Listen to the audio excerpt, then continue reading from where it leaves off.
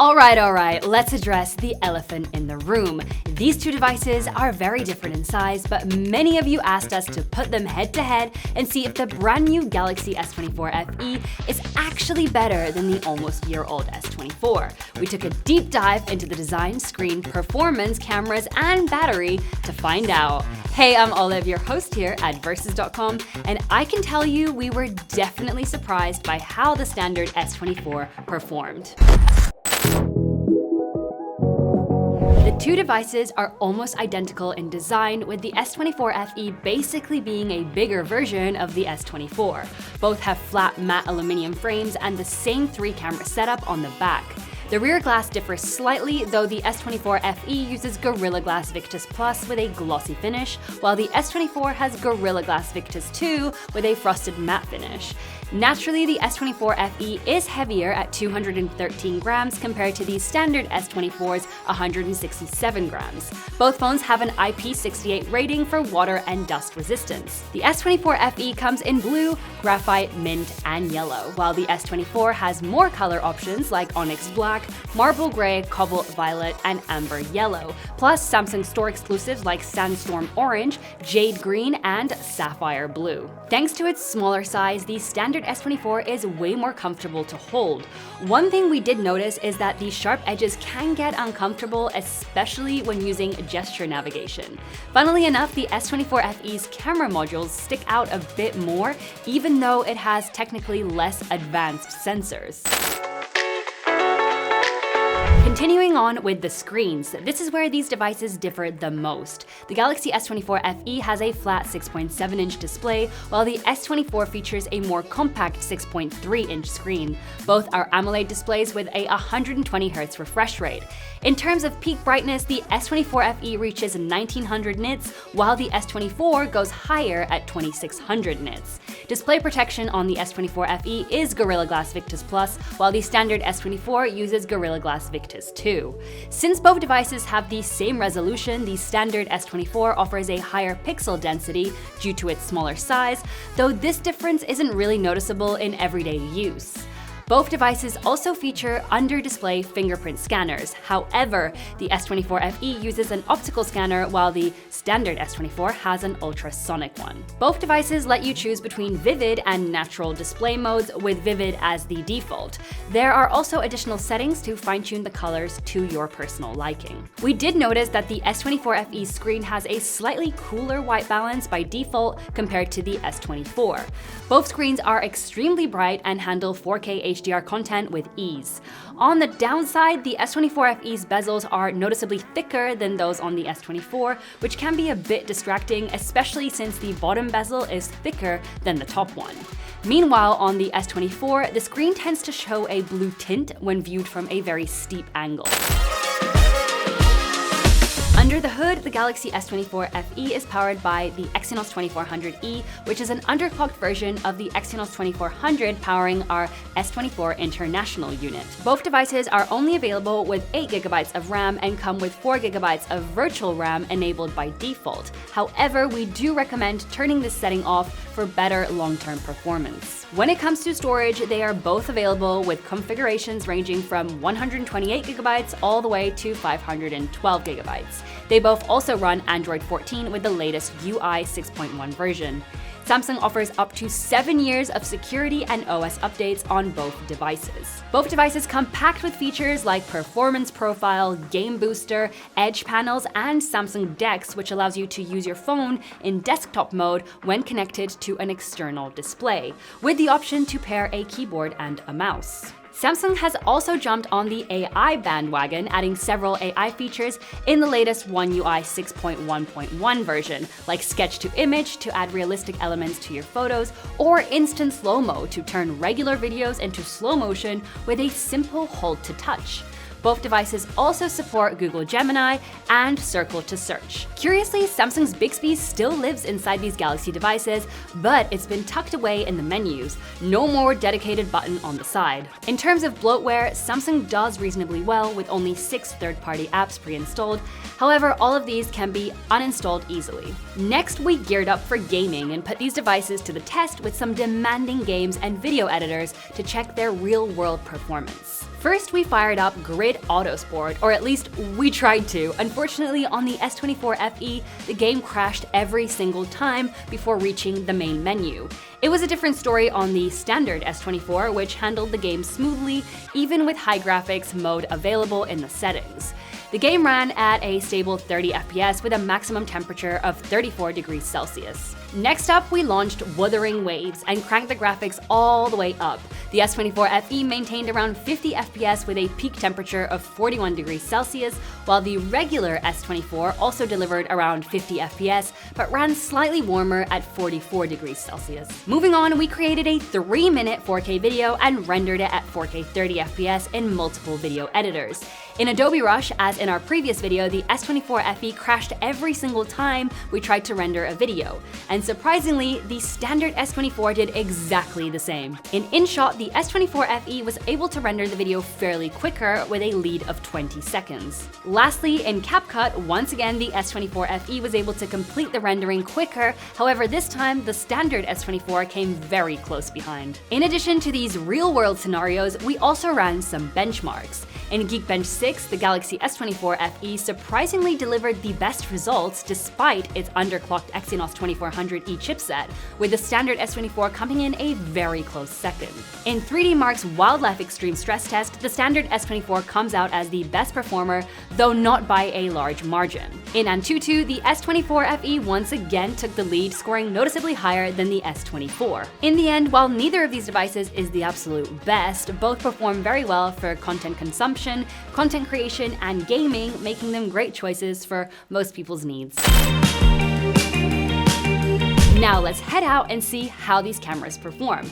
Just a heads up, we've updated our points system to try to make it clearer for you. So the maximum score awarded depends on the number of devices in the comparison. Therefore, for this camera test, the maximum score is 2. As always, we'll start off with standard wide photos, as we feel that's the mode people use most often. In this first set, the S24 takes the lead as the S24 FE struggles to separate the sky from the tree, creating an unpleasant halo effect. Up next, the standard S24 captures a nicely balanced shot, while the S24 FE unfortunately goes overboard with processing. Moving on to ultra-wide shots. Ultra-wide mode is great when you want to capture more of the scenery in your photos. In this set, both devices produce basically the same photo, with each struggling a bit with the highlights. Indoors, it's a similar story. Both photos look nearly identical, but the S24 manages to capture just a bit more detail. So now let's move on to portrait mode and see which one of these gives us a photo that looks closest to that of a DSLR camera.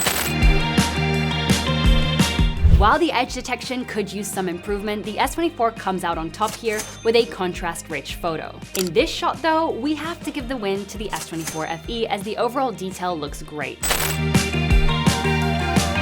Outdoors, the S24 delivers the best video with a true-to-life warmer tone and handles lens flare more effectively. Indoors, both videos have nearly identical exposure, but the S24 provides a more accurate white balance. In ultra-wide video, the S24 again performs best, offering rich saturation and slightly better lens flare control. Indoors, with the ultra-wide lens, the S24 delivers a more accurate white balance and a sharper overall image. It's time for stabilization, which is super crucial for getting that buttery smooth video footage that we want. So let's start off by walking, and then we'll put active stabilization on and go for a run. While walking at a normal pace, both phones produce smooth, stable video with no noticeable differences. With active mode on, there's still no difference between the two videos as both perform quite well. Time to test some selfies and see how the front camera works on both of these. While I'm at it, I'm also going to test out front camera audio and video. Here, both phones handle exposure well, but the S24 FE nails skin tones a bit better. Indoors, both photos look pretty much the same, though they both lean toward a cooler white balance that's not quite accurate. At night, the S24 FE pulls ahead with a slightly better color balance and more detail. For video, while the colors are identical in both, the standard S24 shows way more detail in the footage. So now starting with the audio coming from the Galaxy S24 FE, what do you guys think? How do I sound on here? Any good? And now switching over to the Galaxy S24.